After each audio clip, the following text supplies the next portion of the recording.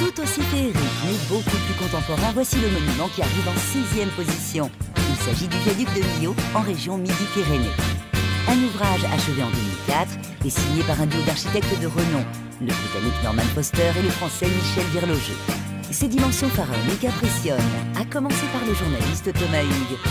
Waouh, c'est magnifique, c'est magique.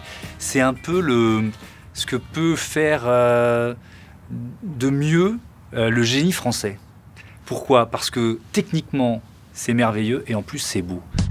Et aussi utile. Le viaduc de Millau, c'est avant tout un maillon de l'autoroute A75 qui relie Clermont-Ferrand à Béziers et qui permet désormais de traverser la ville de Millau sans encombre. Chaque année, 1 million de personnes l'empruntent. Et pour mettre tout ce petit monde sur le droit chemin, comme tous les matins, Emmanuel, le directeur du site, est sur le pont, enfin sur le viaduc plutôt. Il commence sa journée par une visite au PC de sécurité. Bonjour Valérie. Dites-moi, qu'est-ce qui s'est passé hier ? Donc on a un poids lourd qui s'est arrêté au niveau du refuge de C8. Le chauffeur est descendu du camion avec son appareil photo. Il a traversé la chaussée, s'est rendu sur la voie rapide pour prendre ses photos. Les photographes imprudents, c'est la bête noire d'Emmanuel et de ses équipes. La rançon de la gloire en quelque sorte. C'est vrai qu'il est super beau, donc voilà, il attire énormément de touristes. Donc voilà, les gens qui l'empruntent veulent aussi profiter du monument. Alors pour satisfaire les visiteurs et éviter qu'ils ne prennent des risques, il existe désormais un espace d'accueil protégé. Il est extraordinaire comme chantier. Ah oui, comme chantier, ça a été une très grande aventure. Et le site propose même des visites guidées. Du sol jusqu'au tablier, on a 245 mètres. Donc le record est vraiment sur cette partie-là. Tant que dans le monde, on ne construit pas de pont avec une pile qui dépasse les 245 mètres, on détiendra notre record. Je trouve que déjà le lieu en lui-même est assez incroyable. On a un peu la sensation d'être au milieu de nulle part. C'est vertigineux. J'ai envie de monter là-haut et en même temps, ça me fait très peur. Voilà, c'est un mélange entre les deux.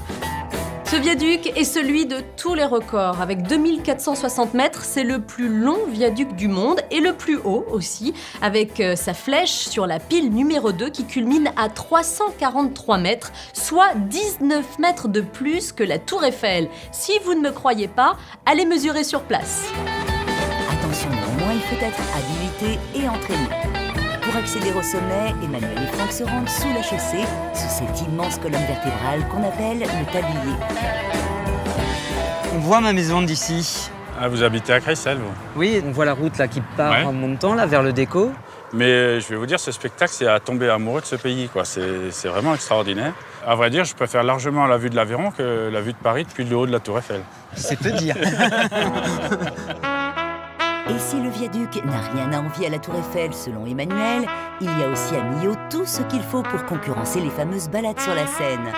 Des promenades en bateau le long du Tarn. Embarquons avec notre directeur et sa petite famille. Quand on se trouve sur le Tarn, on a vraiment une autre vision du viaduc. On a l'impression que le tablier, il est suspendu. Un temps magnifique, un bel ouvrage, une belle nature. C'est parfait. Et quel chemin parcouru par ce viaduc. D'un projet au départ contesté, il est devenu en 10 ans l'objet de toutes les fiertés. Je crois même qu'on le retirerait le viaduc. Ceux qui étaient contre au départ risqueraient de vous mordre maintenant, quoi.